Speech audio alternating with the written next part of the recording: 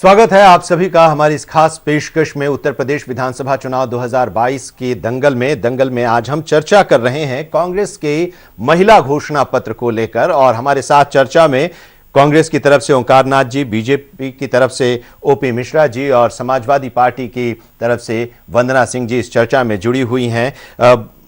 ओंकार जी, आपसे सवाल कि कैंडिडेट्स कहां से लाएंगे? 40% आपने कहा कि महिलाओं को टिकट देंगे। 40% का मतलब होता है 403 विधानसभा सदस्यों वाली विधानसभा में 160 महिला उम्मीदवारों को टिकट देना। आपका जनाधार 90 के दशक से खिसकता जा रहा है। पिछले चुनाव में 2 महिला विधायक आपकी जीत पाई और वो दोनों राजनीतिक परिवार से ही जुड़ी थीं, जिनमें से एक भारतीय जनता पार्टी में शामिल हो गई, रायबरेली की विधायक। आप उम्मीदवार कहां से लाएंगे? और उम्मीदवार, जिताऊ उम्मीदवार ढूंढना भी होता है, उन्हीं को टिकट दिया जाता है जो जीत सकते हैं। देखिए भाई जी, आपको बता दें, 8 तारीख को जब प्रेस कॉन्फ्रेंस हुई तो हमारे नेता प्रियंका जी ने यह उसी दिन घोषणा की थी कि हमने 100 लोगों की टिकट डिसाइड कर, जिसमें 60 महिलाएं और 40। हमारे 7,500 आवेदन आए हैं, जिसमें 1600 महिलाओं के। तो महिला शिक्षार्थी की कमी नहीं है और हमने एक बनाया हुआ है क्राइटेरिया कि हम कैसे कहां पर देना है हमको टिकट। ये हम क्राइटेरिया बना रखा है, हर पार्टी बनाती है। हमारे यहाँ लोग हैं, देख और हमारे पास अच्छी खासी संख्या में लड़ने वाली महिला उम्मीदवार है और ये समय बताएगा से महिला उम्मीदवार आएंगे, कितना वो जीतती है। ये हमारे भाई ओपी मिश्रा जी बार बार एक बात कहते हैं, एक चीज पर समझ गए हैं और बात करते हैं लंबी लंबी। महिला कार्ड खेल रहे हैं, कार्ड नहीं है मित्र। महिलाओं की समस्या को जब हमारी नेता चारों तरफ उत्तर प्रदेश में घूमी है, चाहे वो हाथरस रहा हो, चाहे वो बलरामपुर रहा हो, चाहे वो गोंडा रहा हो, चाहे वो आपका मिर्जापुर में रहा हो, और चाहे यहाँ पर क्या कहते हैं उन्नाव रहा हो, हर जगह गई हैं जहाँ पीड़ा देखी है। तो उन्होंने ये तय किया था कि महिला को गर्मामय जीवन जीने की, चुनने की आजादी, आर्थिक स्वतंत्रता एवं अपनी पहचान की बेबाक दावेदारी का हक है। अब मित्र बता दें आपको, एक चीज की बात आप करते हो, हम 1977 में तो 0 पाए थे और उसके बाद 1980 में हमने सरकार बनाई। हम 1991 में जब हमारी सरकार बनी थी तो आपको मालूम है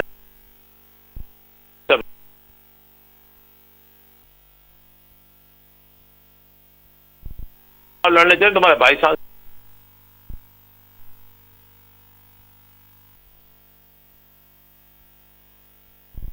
जीते थे और आपको 2 मिली थी पूरे भारत में।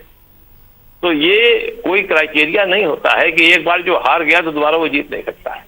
लिहाजा इस चीज को अपने दिमाग से निकाल दीजिए और इसके साथ चलेंगे तो मुझे खुशी होगी, क्योंकि आप उसको फिर हम आपसे और अच्छे तरीके से पहला चुनाव लड़ा था, समझ में ही पड़े रहोगे।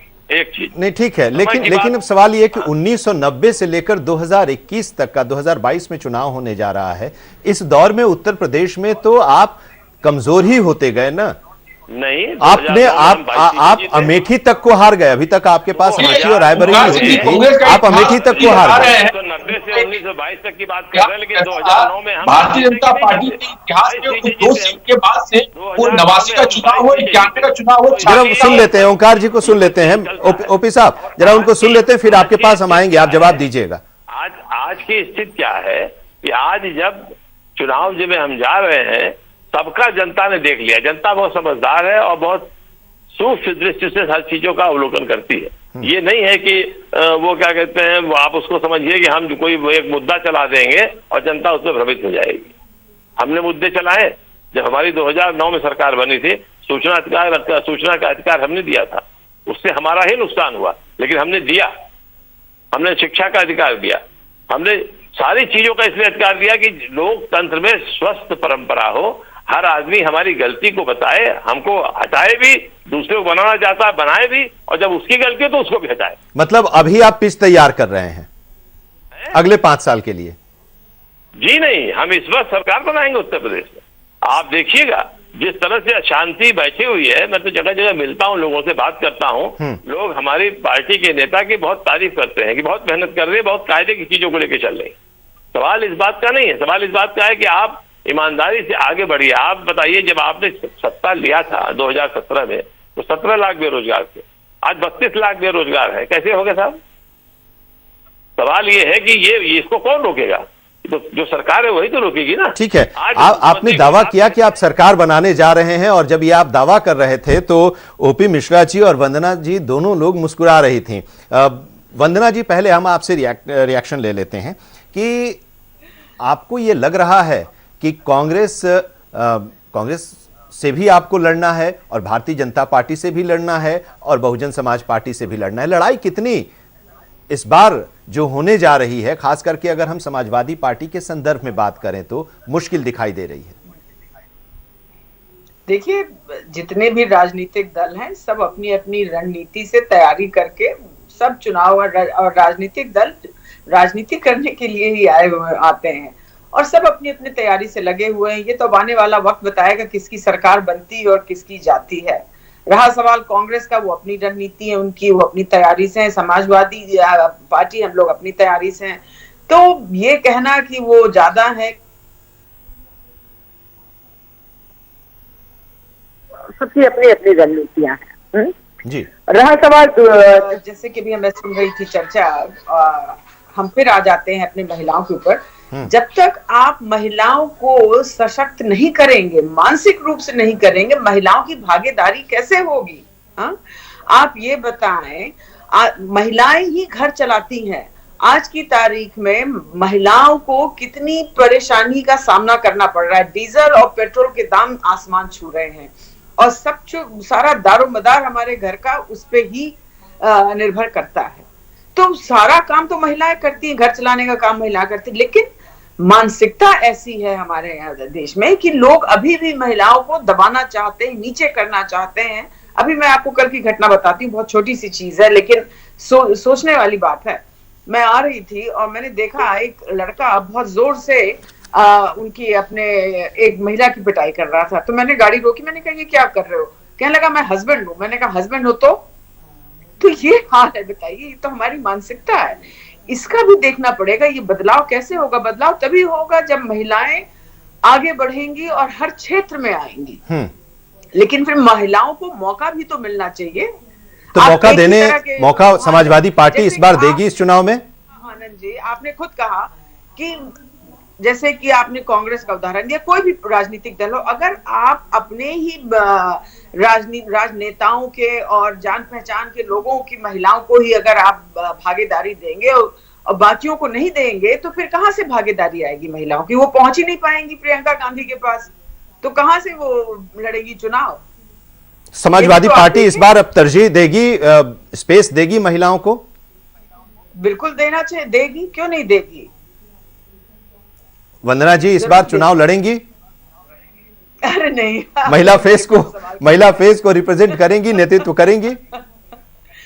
देखिए, मैं हमेशा महिलाओं के लिए खड़ी हूँ, हमेशा खड़ी रहूंगी। मैं एसोचैम में भी थी, तो वुमेन फाउंडेशन की को चेयरपर्सन थी, तो और मैं इंटरनेशनल फोरम पे भी महिलाओं के ही विषय में बात करती रहती हूँ, महिलाएं और बच्चे। तो ऐसा है कि हम सबको करना पड़ेगा अपनी भागीदारी, और जो कर सकते हैं समाज को सशक्त करने के लिए, महिलाओं को आगे बढ़ाने के लिए हम सब की जरूरत है। बजाय कि हम यहाँ बैठ के एक दूसरे को कोसें और एक दूसरे की कमियां निकालें, उससे अच्छा बेहतर ये होगा कि मिलके देखें कि कैसे महिलाओं को सशक्त किया जाए, कैसे उनको मानसिक रूप से मजबूत करें और उनके भागीदारी कैसे हो। इसके लिए हर राजनीतिक दल को, उनके नेताओं को ये देखना पड़ेगा कि उन तक पहुंच हो महिलाओं की, महिलाएं पहुंचे।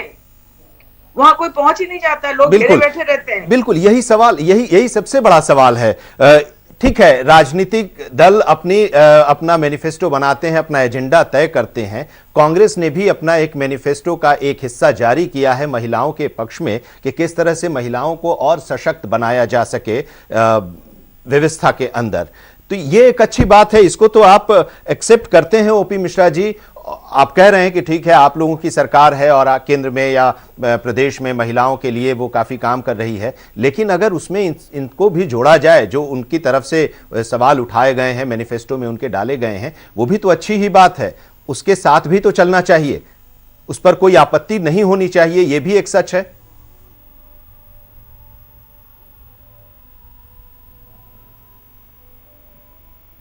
बिल्कुल हमें कोई आपत्ति नहीं है। जो महिलाओं के लिए काम करने चाहिए वो बिल्कुल होने चाहिए, और जहां पे है उससे और आगे बढ़ना चाहिए। महिला सशक्तिकरण की दिशा में और काम करने की जरूरत है, बहुत काम करने की जरूरत है, प्रदेश में नहीं पूरे देश में भी जरूरत है। और सरकार लगातार मैं आपको एक छोटी सी बात बता दूं, यहाँ पे 3 पार्टियां हैं और मैं 3 महिलाओं का नाम लेना, तो 3 महिला है। जो कांग्रेस के लिए महिला का मतलब क्या है? सोनिया गांधी, प्रियंका गांधी। समाजवादी पार्टी के लिए महिला का मतलब क्या है? डिंपल यादव। बहुजन समाजवादी पार्टी के लिए महिला का क्या मतलब है? बहन मायावती जी। तो ये पूरी पार्टियां जो परिवार की पार्टियां हैं, परिवारवाद को आगे बढ़ाती हैं, ये अपने महिलाओं में ही सिमट के रह गई हैं। जो बाकी महिलाएं हैं उनके विकास के बारे में नारा देती है, और भारतीय जनता पार्टी उन सभी महिलाओं के बारे में, उन सभी बेटियों के लिए, उन सभी बहनों के लिए काम कर रही है। तो क्या 40% आरक्षण, 40% टिकट महिलाओं को देगी भारतीय जनता पार्टी भी? कम से कम 33% देगी टिकट महिलाओं को इस चुनाव में?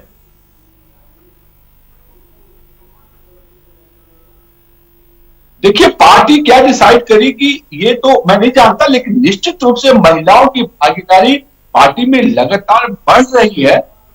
और देखिए, जो 33% आरक्षण का मामला था, जब ये मामला संसद में आया तो किसने उसके बिल को फाड़ा? किसके सहयोगी थे जिसने इस बिल को संसद में फाड़ा था? जब भी जाता है तो वो कांग्रेस के ही लोग हैं, वो विपक्षी दलों के लोग ही हैं जो इस बिल को संसद में फाड़ने का काम करते हैं। वो 33% महिलाओं को संसद में आरक्षण देने को तैयार नहीं है, और 40% ठीक है, लेकिन सच तो यह है कि कोई भी दल सीरियसली नहीं चाहता है कि 33% आरक्षण संसद और विधानमंडलों में हो। और इस पर अगर सीरियसली अगर लोग लेते तो शायद अब तक ये कानून बन गया होता, संसद में पास हो गया होता और कानून भी बन गया होता। लेकिन यही कहा जा रहा है कि पार्टियां पहले अपने दलों से शुरुआत करें। तो कांग्रेस ने उत्तर प्रदेश के इस चुनाव में एक शुरुआत की है, और वंदना जी भी कह रही हैं कि महिलाओं को लेकर आगे बढ़ना होगा और महिलाओं पर के सशक्तिकरण पर खासतौर से ध्यान देना होगा। और ये जो है, इस पर भारतीय जनता पार्टी भी सहमत दिखाई दे रही है। हम उम्मीद ये कर रहे हैं कि इस विधानसभा के चुनाव में महिला एक खास एजेंडा होंगी, और उनके सशक्तिकरण के लिए सभी पार्टियां अपने अपने मैनिफेस्टो में उन्हें तरजीह देंगी, टिकट में भी तरजीह देंगी, और वो विधानमंडल में जाएंगी, विधानसभा में जाएंगी, तो शायद महिलाओं के लिए एक बेहतर माहौल भी बन सकेगा। जो आज जिसकी चर्चा आजकल हो रही है कि वो माहौल नहीं है। बहुत बहुत शुक्रिया हमारे साथ इस चर्चा में जुड़ने के लिए। वंदना जी आपका शुक्रिया, ओंकार जी नाथ जी और ओपी मिश्रा जी आपका भी बहुत बहुत शुक्रिया। दंगल 2022 में आज